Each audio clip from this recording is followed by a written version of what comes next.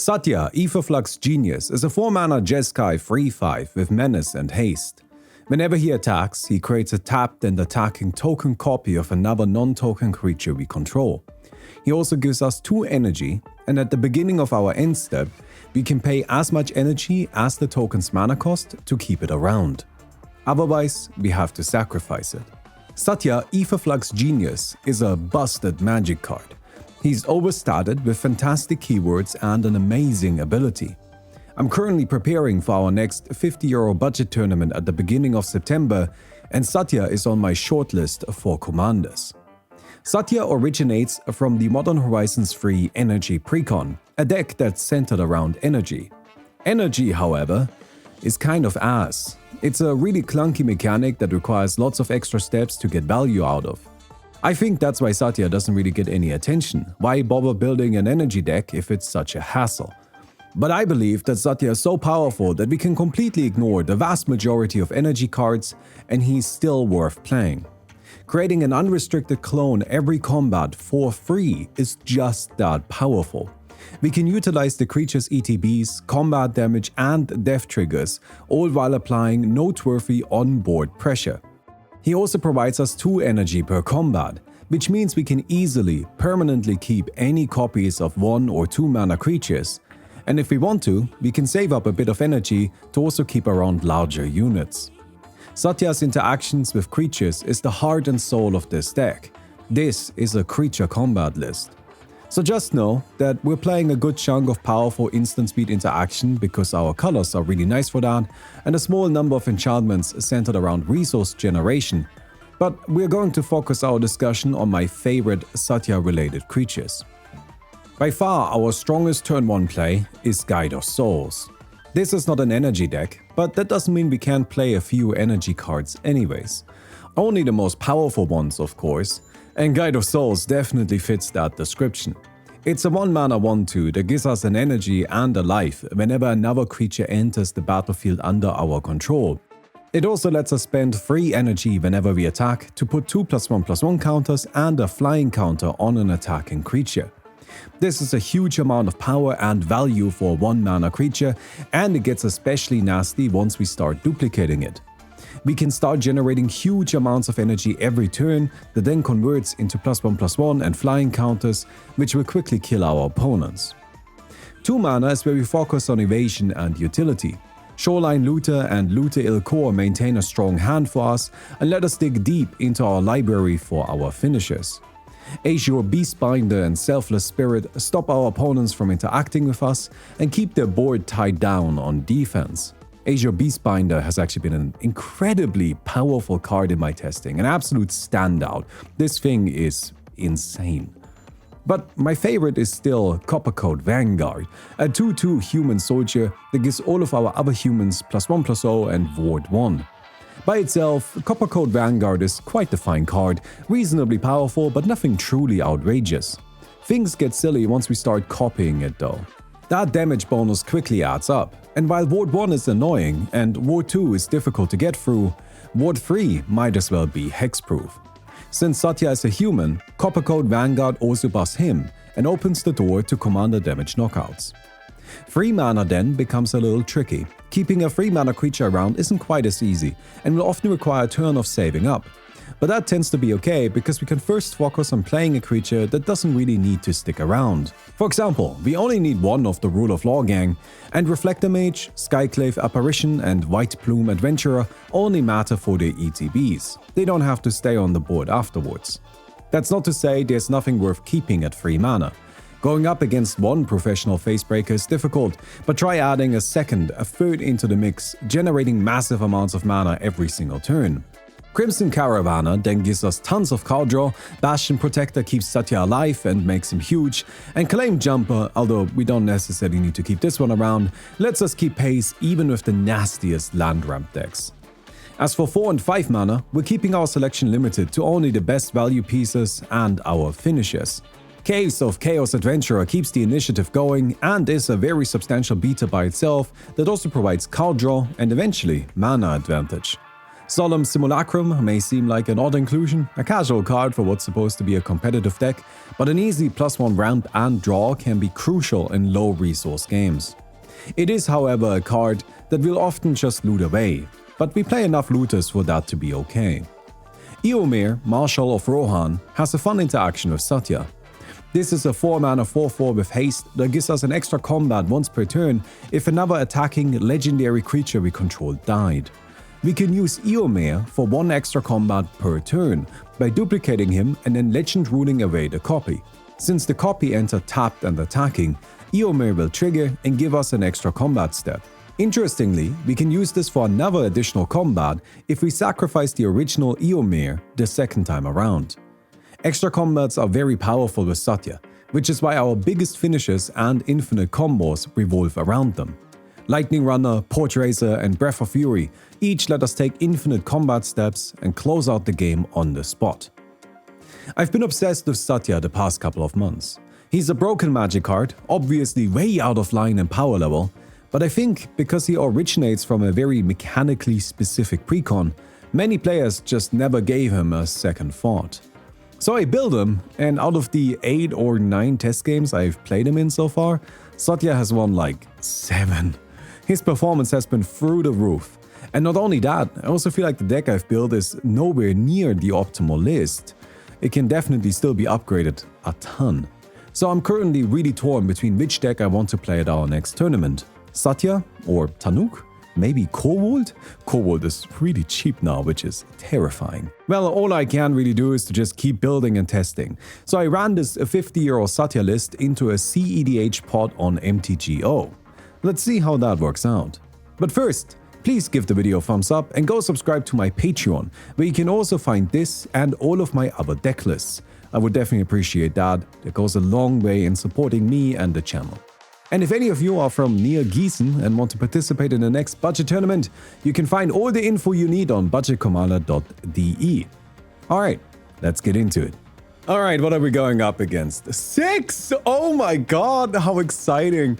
What is this? A Yuriko the Tiger's Shadow and Grand Arbiter Augustine IV. Now, we don't really have any turn 1 plays here, so I'm just gonna slam down the Path of Ancestry and be happy about it. Exploration in 6.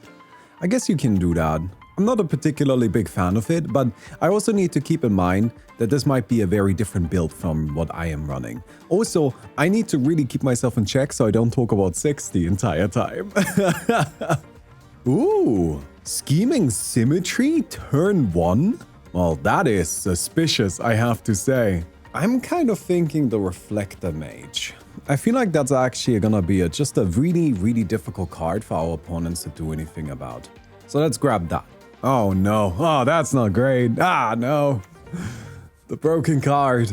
Let's play our island and grab ourselves a good little boy. Just a good little boy. There's the boy. And a Chrome Mox, okay. Really kind of gotta get something started over there. If the Grand Arbiter comes down, what do we do then? It's actually a really interesting question. Doesn't seem like it's coming. Temple Bell. Okay, that's an interesting choice. So here's the question, what's scarier? Is it 6 or is it this Ornithopter? It's probably the Ornithopter, right? I'm kind of okay with the Yuriko and I can still lock her down later on. And this just kind of kills 6. The thing is, 6 is not an interactive deck. So because the deck isn't particularly interactive or, interactive at all, I think we need to just kind of limit his resources. Okay, so this is fascinating. We've got the Lightning Runner. Lightning Runner does let us go infinite, but not immediately. Okay, so we're definitely not using Lute Ilkor. Let's get rid of that. I'm gonna keep the lands just in case I don't draw another land. Ice Tail. Oh, that's a good one. That's a really good one.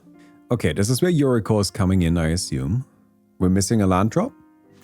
Oh, we're missing a land drop. Yeah. People are always so greedy with their lands. They don't play enough lands. Okay. Ah, man, I really hope it's not the Arbiter. I'm guessing it is. Oh my god. Sick. Let's go.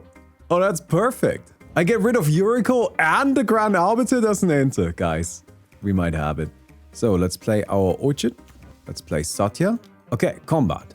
So I think I go like this. Then with Satya, I would like to make a copy of the Reflector Mage.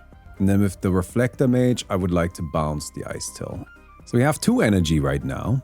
We draw a card. All right, let's get rid of the Loyal Drake. Let's get energy. I don't want to pay it. I can't pay it, but I also wouldn't want to. Like, it's just not that important to keep the Reflector Mage. We're just using it to fuck with people. It's a nice card, isn't it? It's so good. It's so freaking good. And now that lets me deal with the Grand Arbiter as well. So there's 6. That makes sense. There's an Ursa Saga. Yeah, not a single 6 attack trigger so far, which goes a very long way. That's very important. Birthing Pod. Oh, that's nasty. Okay. Well, yeah, that has me worried for sure. Sacking probably the Planchwood. Glaring Flesh Racer. I'm guessing that the Flesh Raker isn't necessarily like an instant win card here. Rather just a value piece. Oh wait, that's infinite. That's actually so... Wait, no, it's not. It's not. It uses a land every time. So you can kind of keep digging. That's pretty cool. I like it. So definitely need to do something about that over there. But I'm just gonna bounce 6 again. That's the plan. I'll just bounce 6 again. I mean, there's a lot happening over there, but it's not really done very much. Wait, what? Wait, was there nothing left? Oh, man. Yeah, well, that's unfortunate, isn't it? Man, Commander Ninjutsu was a mistake. I honestly don't understand why they don't errata it. And I'm not saying it's because she's overpowered. I mean, Yuriko is overpowered. There are other cards that are overpowered, though, like whatever. It just would bother me as a designer to just know that this, like, clear design mistake is running around, and you can just like fix it by making it so that Commander Ninjutsu also uses the command attacks when used out of the command zone. I don't know, I just think it's kind of crazy. Okay, so we have chosen a card type other than land and creature, and we're choosing artifact. Okay, so artifacts now cost 2 mana less.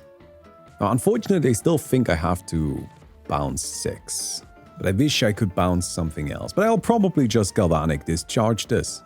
Right, we've got a lot of interaction. I don't think I'm playing anything in this turn. I think I'm just attacking, and I'm gonna keep Negate, Galvanic Discharge, and Reprieve open so we can go through the turn rotation, generate more energy. That's why I'm doing this. I need 1 more turn of energy generation. I think we attack here. There's no way this guy blocks. And also, even if they do, it just does not matter. I just need to get damage on people. Yes, I would like to make a copy of the Reflector Mage. I will bounce 6 again. Draw a card. Discard a card. Yeah, I think I am actually ditching the mountain. I just like a lot of the cards in my hand a lot. Arguably, I could get rid of the Bastion Protector, but I think we'll be okay. I am worried what the 6th player can do here. Nissa, okay, sure. I mean, at least the commander isn't coming down. That's something, right? Okay, there's Ice Till. I think I need to reprieve this, because if I reprieve the Ice Till, there's currently not enough mana to really do anything. I don't know if they have lands in hand, but currently there's only 2 mana on the board. I mean, it's 6, so presumably they should have lands in hand. Ah, yeah, there's one. There's the Misty Rainforest. Okay, well, that's unfortunate. I can't do anything about that. I could blow up Nissa. I'm really worried about the Nissa situation. Yeah, I think I need to deal with this. I'm gonna Galvanic Discharge this, because with Ice Till, she would just make way too much mana. I would like to pay 3 energy. I don't need the 3 additional energy. I need 6, well, 4 to start with. Wait, no, I might need more. Fuck. I might have done my math poorly. Either way, I think I need to do this, because otherwise we just lose the game. Allosaurus Shepherd. Well, that makes me think that's the end of that turn. Well, I can't do anything about the Ornithopter.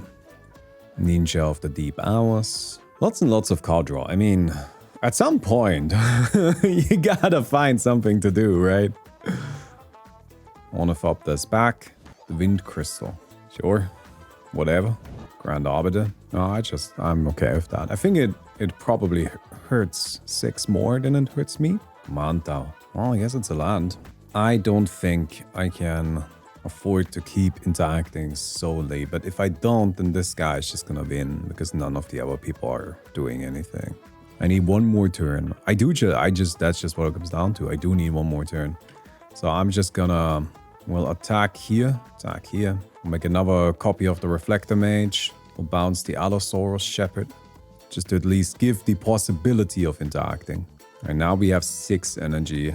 I think with the current situation, if I try to establish any more board, not only doesn't it really help, but it also just makes it so I have less resources to try and stop a win from somebody else. If the Allosaurus Shepherd gone, I can at least try to just, you know, counter something. Like, counter 6. It's just nobody else is doing anything. I gotta deal with this.